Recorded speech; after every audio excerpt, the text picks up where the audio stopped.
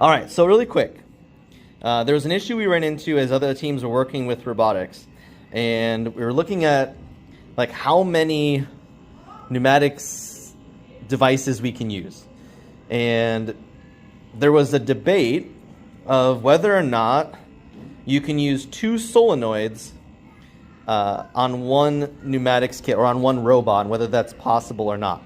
And so originally, we were looking at this device here, saying, oh, it only has one cable, and we know we can only use one of these, and that would have to plug into the solenoid. So we're like, okay, so it can only work with one solenoid. That's the maximum.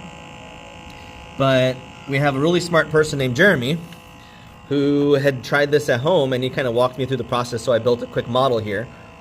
And we found out that you can actually use two solenoids at once. Now, we did also check on the official robot inspection checklist for VexIQ Mix and Match, which is actually a little bit different this year.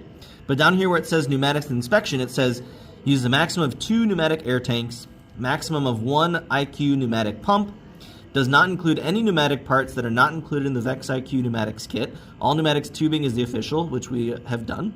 No other elements are used for the purposes of storing or regenerating air pressure and pneumatics, blah, blah, blah. Yeah, so we haven't like broken any rules. So this is good so far.